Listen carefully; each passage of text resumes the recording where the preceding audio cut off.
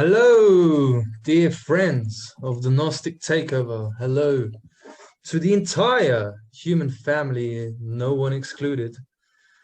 We thought we'll have another chat with our dear friend Ahmed, who's very, very close to us and part, I would say, part of the Gnostic Takeover crew, the inner circle of only the enlightened human beings and no one else.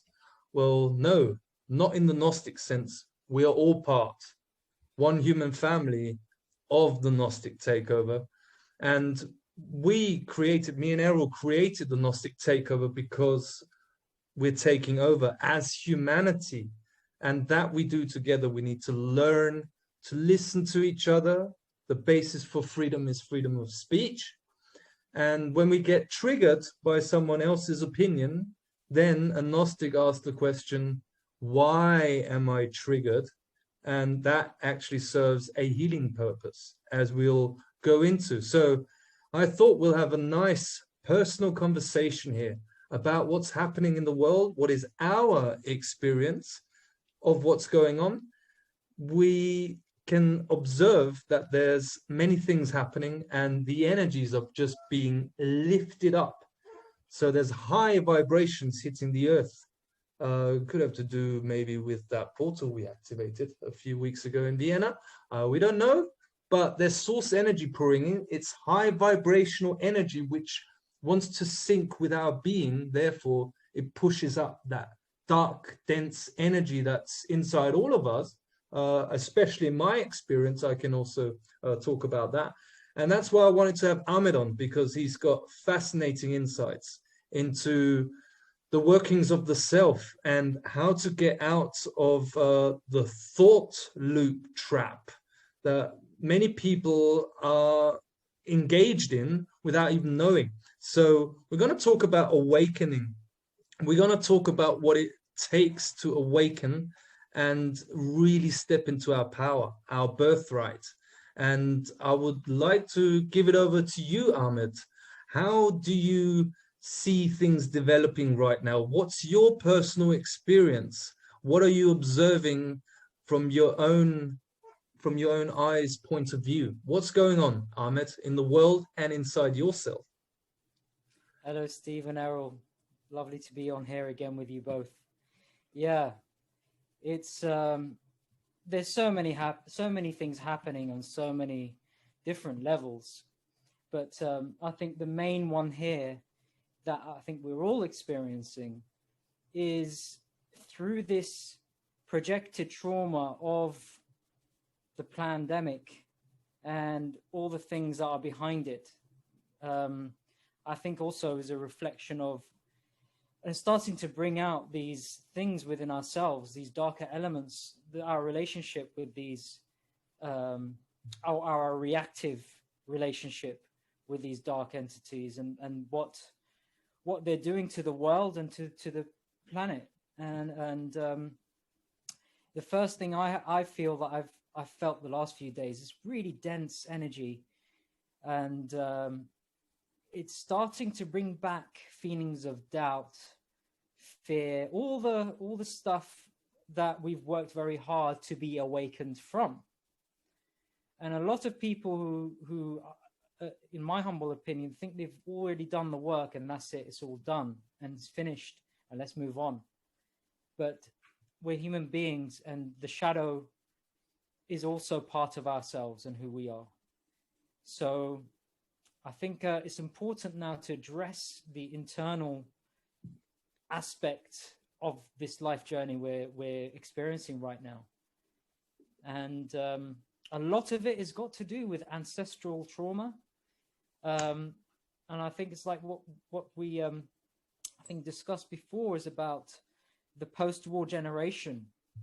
But there's been, I mean, looking at things, there's been so many post-war generations as well. But more recently, the world wars, they've been a huge trauma onto the psyche.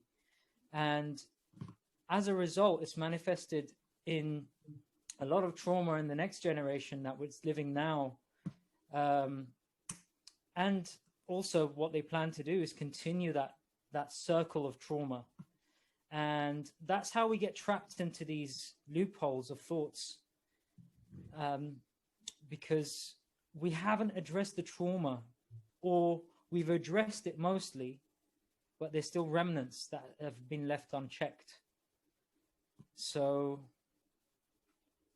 yeah, I can only start from a personal perspective. I can only speak from a human being who's lived life on this planet and the experiences I came into as a human being.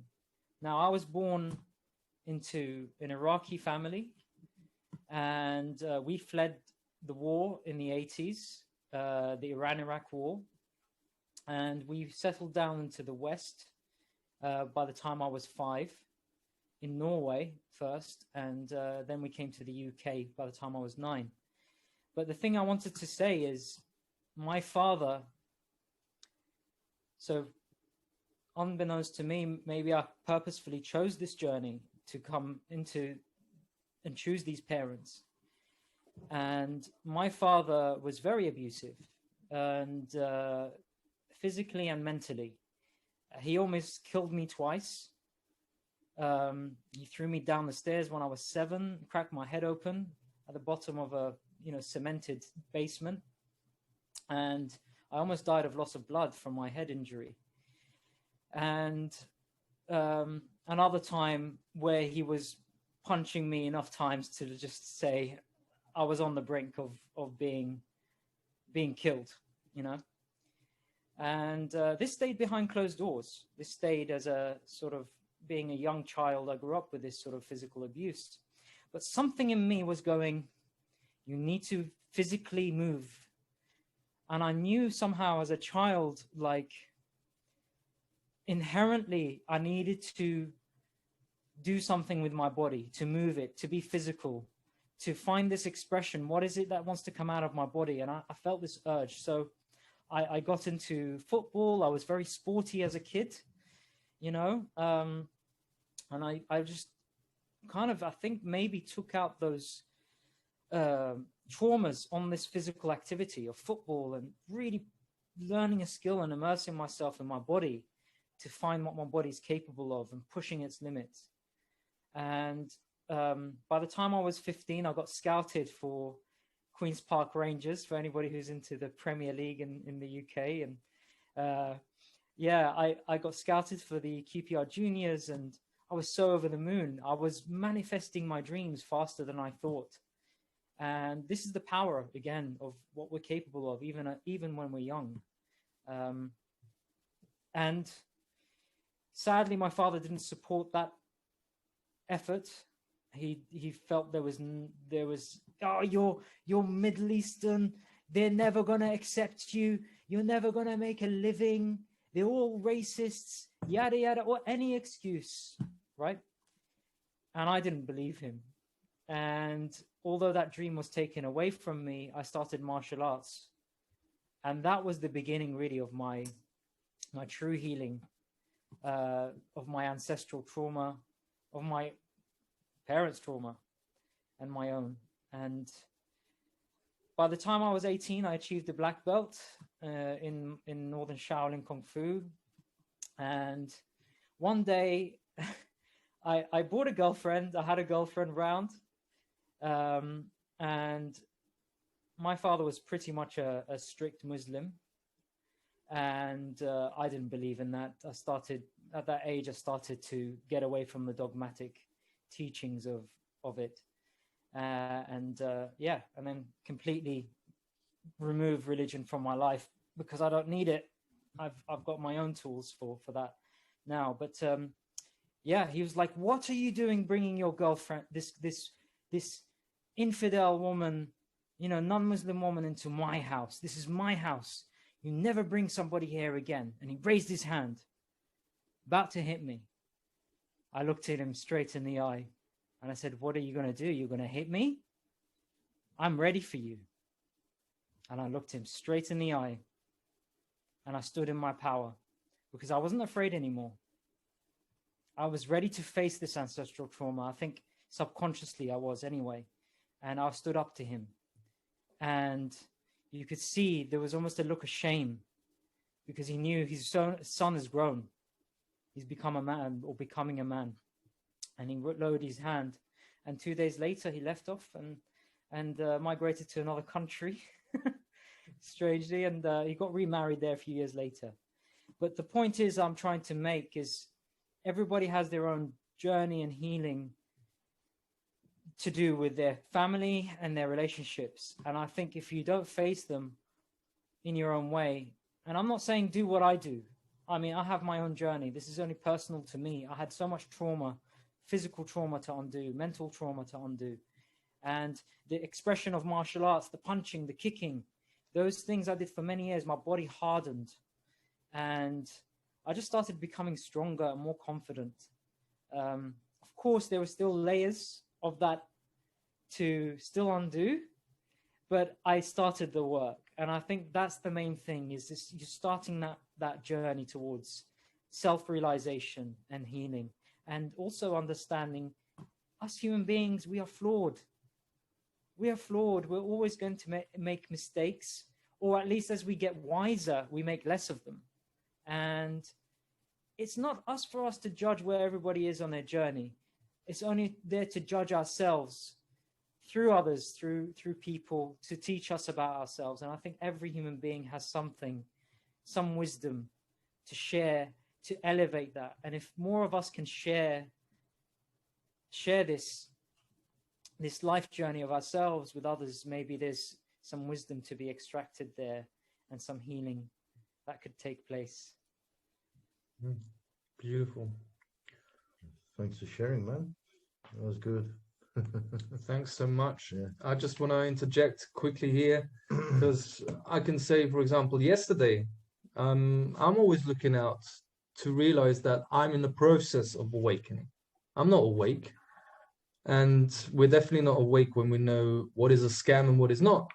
But for example, yesterday I had an experience where I was lying on the floor, completely knocked out without any energy, not knowing how to move forward.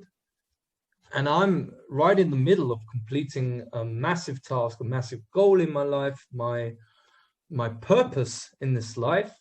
And I was in a state of complete annihilation. I was like, really didn't know how it was going to continue. And all I did, I just went into the fetus position and I surrendered. It was sort of like a move of surrendering to that which is trapping me, to that which is really was that darkness trying to take me over and take me back into a state of depression. And I surrendered to it, and I've experienced massive healing, especially today, for example. I needed time to sleep. I slept a lot. And as soon as I went outside, I put off my shoes and I connected to Mother Earth with my feet. And I did some sun gazing, which is an incredible source of energy, to gaze directly into the sun. But you see, only in the beginning of the day or the end of the day, you have a window of an hour where you can maneuver and do that.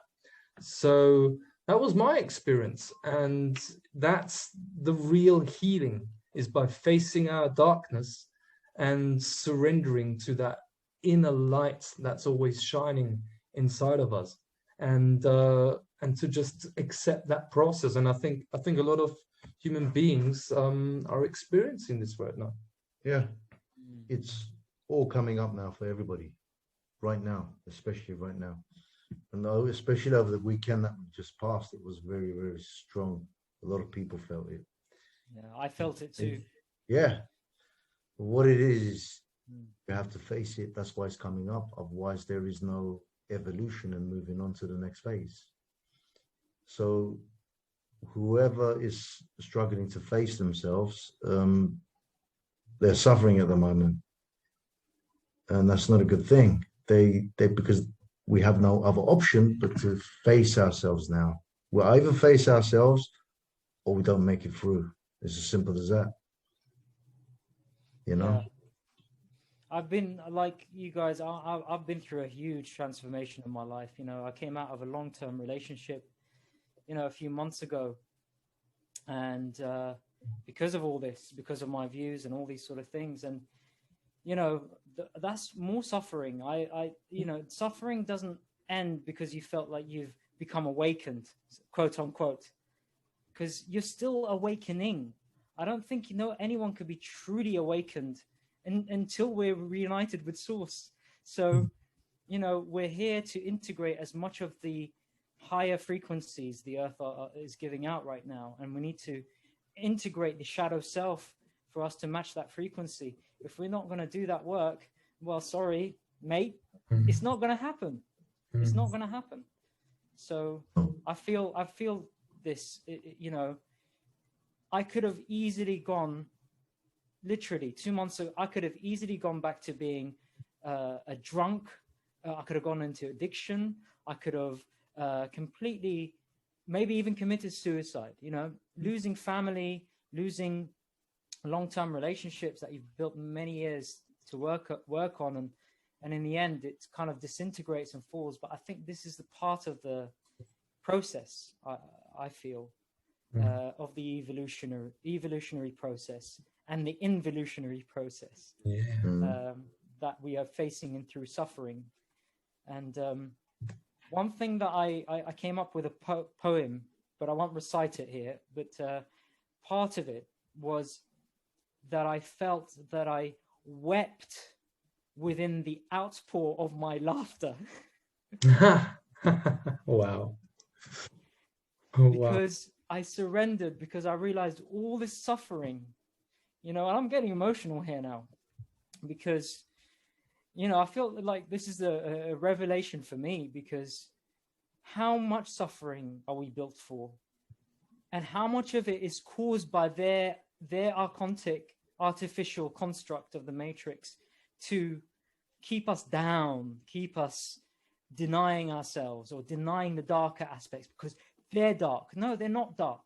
They're evil. There's a difference between darkness and evil, and that's the thing I think we don't see. And I feel like by crying or weeping within the outpour of my laughter, I'm actually assimilating all those dark aspects, because you realize that by engaging with the suffering and telling your story as if self-victimized human being through your, through things that were not in your control, then you're powerless to do anything to take responsibility for yourself.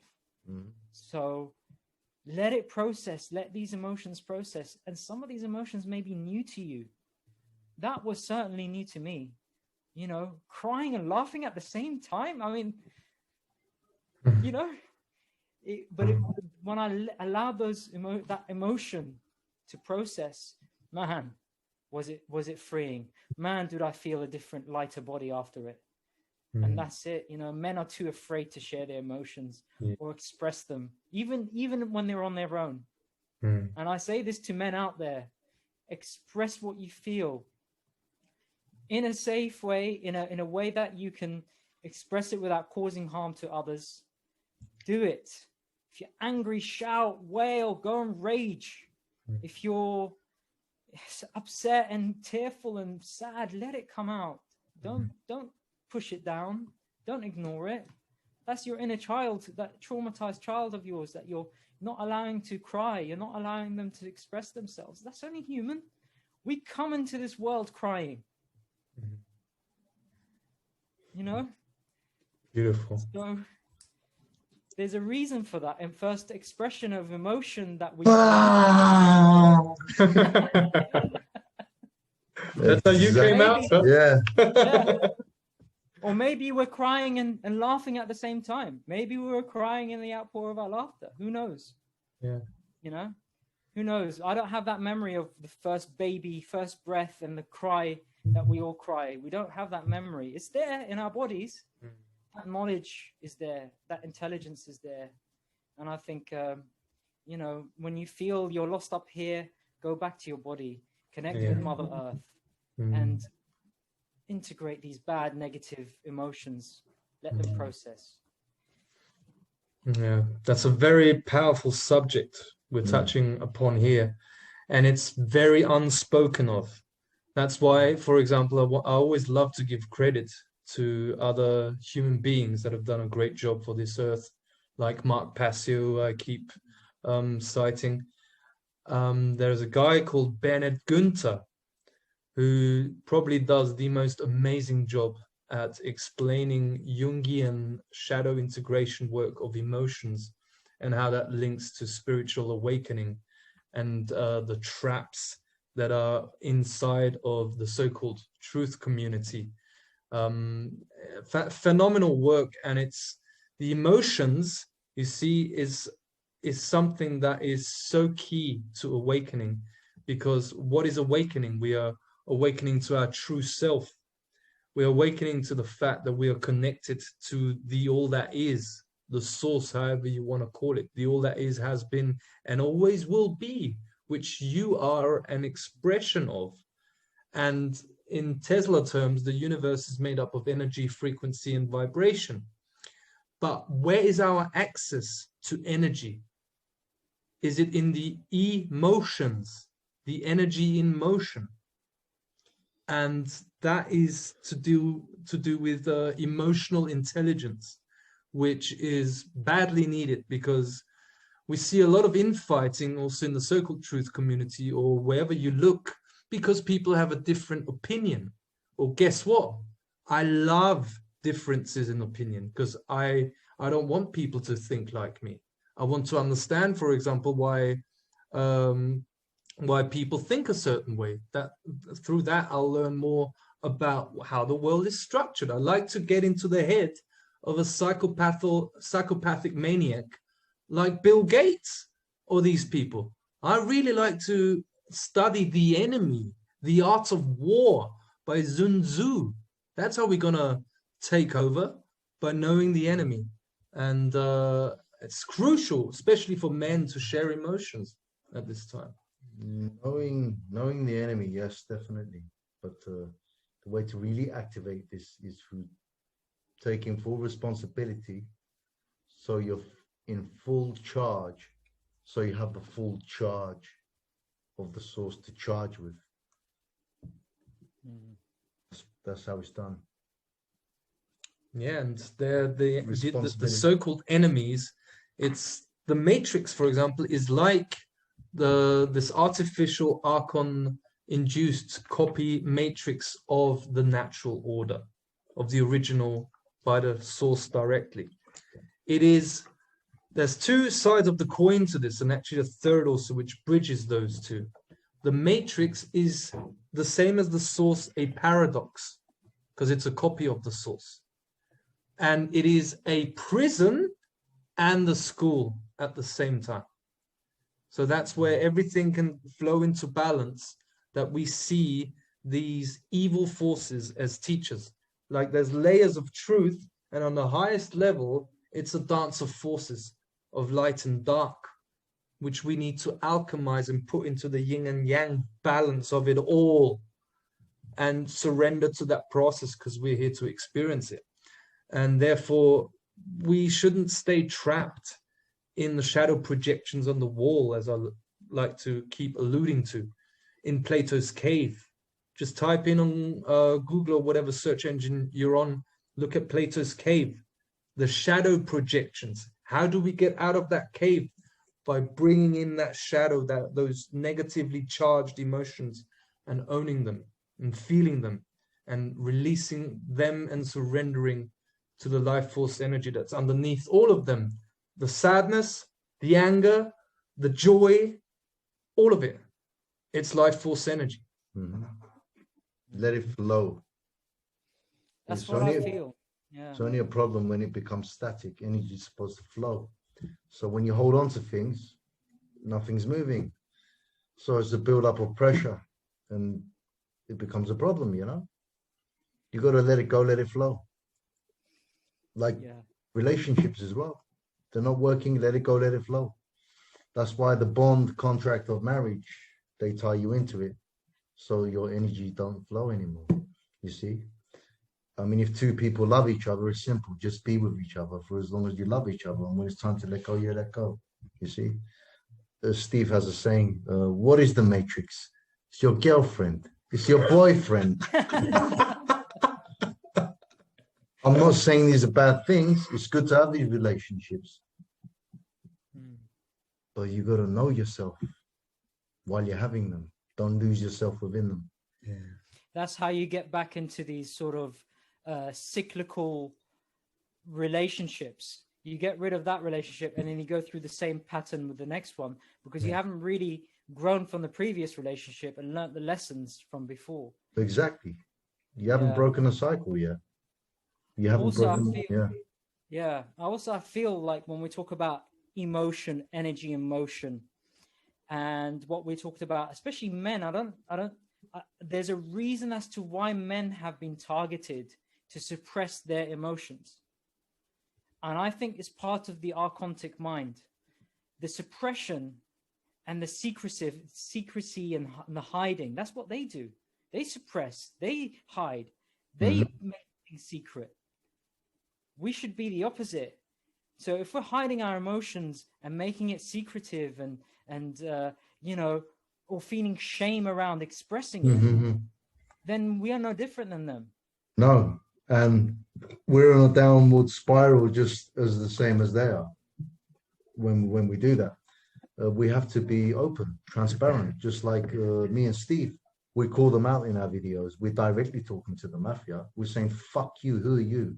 Why are you hiding? Come and face us." As where they're hiding, you see. So absolutely. Yeah, that's what it takes. Who should we fear? I've come through 11 years of depression just to share this with the listeners, because I'm the guy standing on the stage now since beginning of May and talking directly to the mafia, speaking my truth every week. And all these people are looking at me like, oh, wow. And they have no clue that 11 years I was in a depressed state, which made me look for tools to work with, because I never wanted anything to do with religion. I felt it instantly, and probably from the wisdom of past lives, I want nothing whatsoever to do with religion. It goes right to the point where I don't even like the word Jesus. Oh, get as offended as you like if he's your savior. Okay? Jesus probably was someone who, I don't want to get into that. Okay? It's fine. I just don't want to have anything to do with religion. And it actually comes from the root word religare, which means to bind together and hold back evolution. So religion is actually an expression of the involutionary force, just through the etymology of the word religare. So because of my depressed state, and for such a long time, and it wasn't the whole year, only half a year in the winter time, autumn time and all that, that was the catalyst for me to find knowledge, find tools how to get out of it. And only in the long-term observation of my life, I could see that's what brought me all this knowledge. That's what brought me to natural law. That's what brought me to real tools that you can use to accelerate your awakening and to be the human being that you really want to be, to live the life of your dreams, the manifestation that it works through me. And that's why we share this also for free to all the other people, because I'm in that trust. I do not want people to pay for what I share, because what we share, what we do, the time that we take, that Amed takes to speak, is coming from love. And you can't pay with anything, with any money in the world is able to pay for what we're doing. Therefore, we do it for free. And that's a point that I wanted to make. And that's how you are outside of commerce also. And that's why they set up in the system a trust fund, a corporate trust fund, because the lack of trust inside your own being, inside your own heart-based intelligence, inside the connection to the source of all things, is compensated through a corporate entity that is registered in a trust that is threefold. That's how we locked into the system. Once we deal with our own emotions and we do not do commerce but share freely to the human family, you're outside of the matrix. And that's where life begins. Then we're back on the path. The natural order, it works out for itself, because at the basis of humanity, as humans, we all realize that we all want the same thing. We don't want to do harm to anyone. We just want peace. We just want to get on with each other. We want community. We want friendship. We want relationships. We want to do things together. We don't want to be alone. So innately and naturally, we like to share anyway. So there's always plenty to go around. The land provides. We all come together. We work the land, and we're fine. And this is what people don't realize anymore, because they've been so invested in a false system, which has sucked that out of them. But now all that is coming back, though. All that is coming back slowly. It's already starting there, here, brother, in the UK. I know Rachel Elnow, who's done some great work, and she's setting up a community as well on the land, because they know that the future, we're going to need to start building these communities now, not 10 years down the line. So there's people doing that work, and I think everybody has a function in this world. I think we're all drawn to where we are right now, and she's doing great work. Ray Savage in the Pleasant Farm, he's doing some great work in setting up communities. So this is now moving now in the UK, but the main thing is that it's no good to have these communities if we're not going to take our cities back and take responsibility for this land. And this is the issue. Yes, you can go and hide away for a while. Yes, go and build your communities, but come out. Come and stand in your power. Take responsibility, because if you don't, they're going to come to your little eco communities with their tanks and their military. Yeah. And then you tell me, oh, well, we'll face it then. Well, no, face it now, whilst also doing that. That's my view, and that's just my personal view on that. But, face it now. Face it now before it's bloody. Yeah. And that's the beauty of what we have, for example, in Austria, is we just have these walks. We go for walks. It's beautiful. Everyone loves a walk. And suddenly you've got 100,000 people in Vienna walking. It's beautiful. And that's how you face it. That's how you really face the system, because the military won't show up at your door because you're already at their door. And the police force in front of you, what are you going to do, huh? Do you want to restart the Nazi matrix and go against your people? And I see it in their eyes. They don't want it.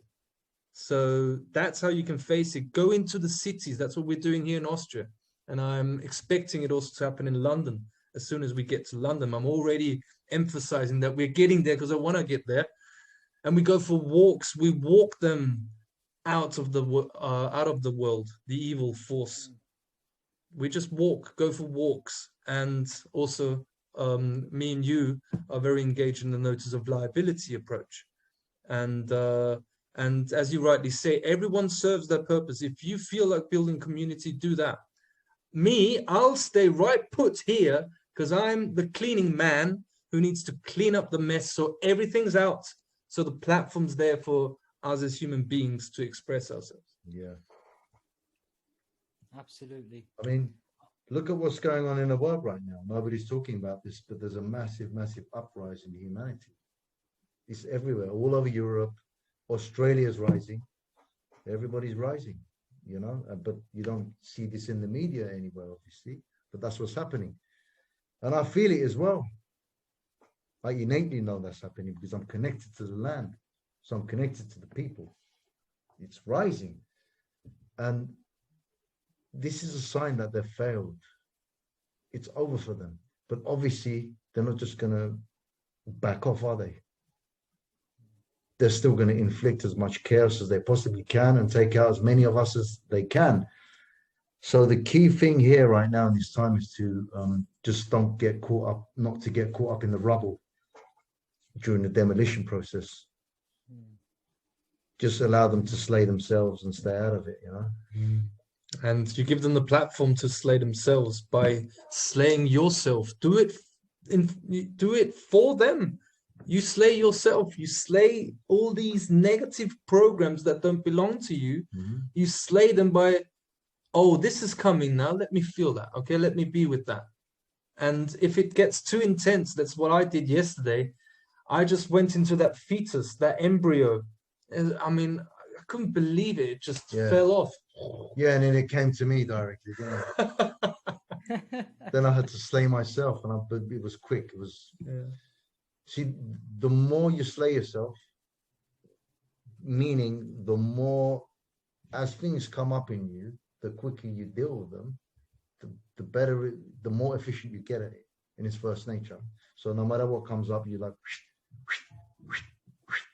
without sitting on it. So the problem grows. So there's no depression. There's always good energy. And I've become. See, people want to talk about ascended masters. Okay, this is what mastery is. The master, the art of slaying yourself. Once again, we're back to the art of slaying. Yeah, and the self-slaying mechanism. Yeah, that you both coined. So it's beautiful. yeah. I mean, it's so ironic in a way, because it's like you're there to allow those forces to slay themselves, but you also equally have to slay those darker elements within your personality. Yes, yes. Well, not actually. Yeah, sorry. The archontic programming, so to speak. These bad programs that we've adopted through. But the difference between us and them is we can do it. We can slay ourselves, no problem, and move on. They can't do it. They struggle. And there was just the ambulance going past, Matrix crying. Yeah.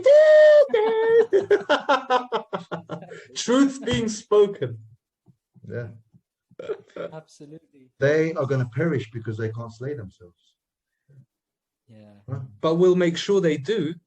So if you're afraid of the Mafia, for example, oh, this dark force on this planet, oh, they're so powerful, we stand no chance as humanity. You know how I'm going to go into a meeting with the Mafia, because I know we're going to meet them. It's obvious. You see, you move up the ladder of the pyramid. Yeah. You see, in my psychology, I go in there, and you got to ask yourself the question, where's the power? I see those people from the Mafia, and I just give them the rope. I'm like, there you go, mate. Yeah. I mean, how do you want to be afraid of them, you know? It's the self-slaying mechanism of the source. You don't slay them because that's the mistakes or the experience we had to make in history where we slayed them and we had brave hearts and all that. But now we realize the source has a mechanism, it's the self-slaying mechanism. You prepare the platform for them and then you give them the rope and you're like, there you go, Mr. Soros. Yeah. You walk in and they see you. Just with your presence, you give them the rope, they slay themselves in front of you. You hold space for them. You hold space for them. So it's like a self-slaying ceremony. Can't wait. Yeah, I also can't wait. We're Yeah. right in the midst. It always ties back into the self. If you're going to face this mafia, if you're going to want to make a change to the world and contribute and be that solution, do the integration work and don't be hard on yourself. And this is the thing, people always want to find in life. We always ask this question. I think the other day you mentioned this to me as well, Steve. You know, why are we here? Who are we? Why are we? It comes back to those questions as well. Right now, all I know is that, and this is just something personal to me, with destiny and these ideas of destiny and fate, I think someone just has to do their best they can, and destiny will reveal itself to you. And, and it comes through source. And this information, I hope people can just take away and integrate that information and find something useful from it. Wonderful. So I'd love to wrap this up. It's been a great conversation. It's always lovely to speak to our dear brother Amed, who I see as another trinity in the Gnostic takeover triangles that are merging everywhere. It's like triangle here, triangle there, and from these triangles, and that's how we take over the world.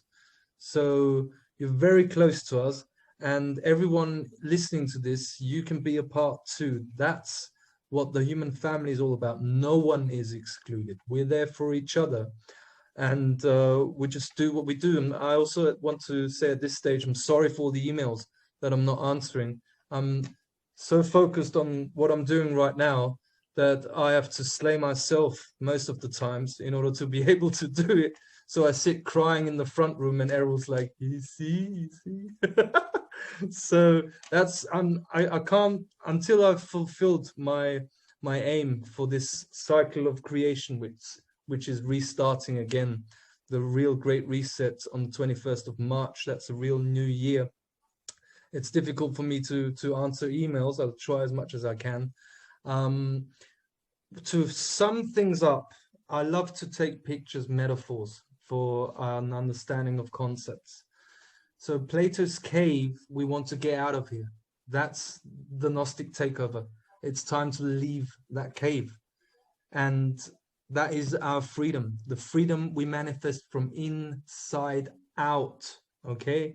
You will never observe the change outside of you. The revolution will not be televised. The system, in the system's narrative, like with this scam, is everyone has to be wearing the muzzles and doing this and that. Everyone. And when you're not doing it, you're a criminal for being a human being trying to breathe air.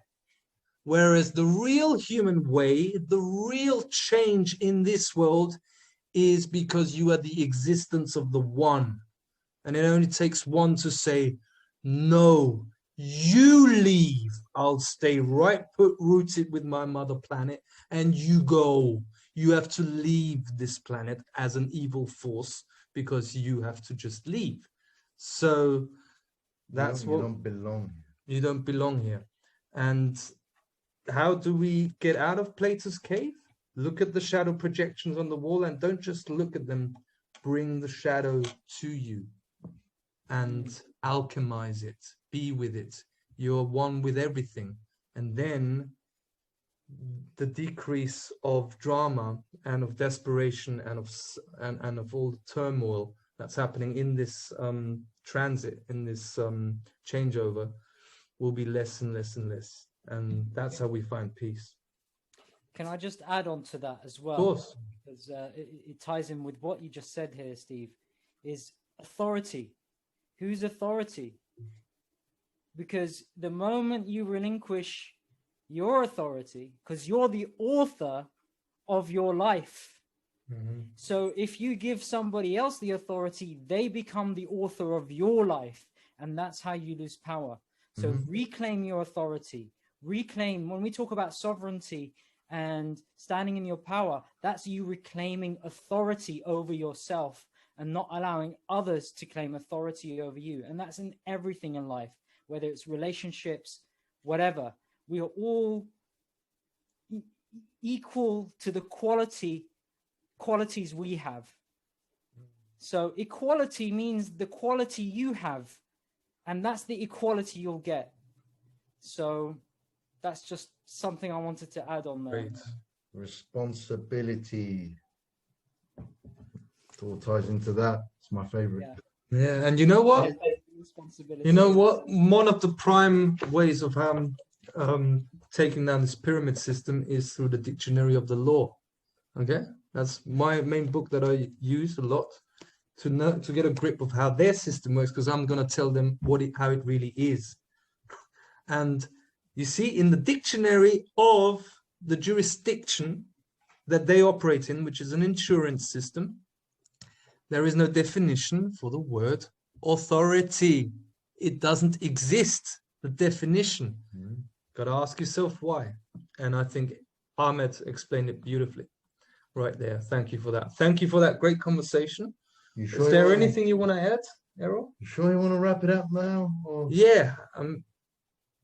Is there anything else you want to add, Amed? Because I don't know, maybe I thought you wanted to talk about the land as well, but maybe not. Your experience, or should we leave that to another conversation? What we talked about yesterday? Yeah. Well, we've got a new episode, I would say, because that was very dense. We've got a new episode coming up with Amed talking about the energetics of the land. And I can guarantee it will be fascinating, because we've already listened in and looking forward to that. Are you up for that, Amed?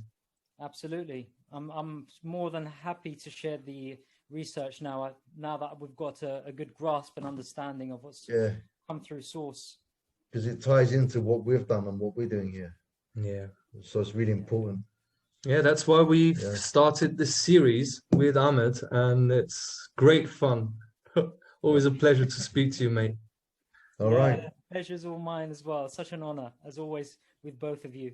Definitely, Thank you brother. so much for having me. So, shall we slay this conversation here then? Yeah. Right. Let's do it. All right. Stay tuned. Take care. Thank you, brother. We're taking over.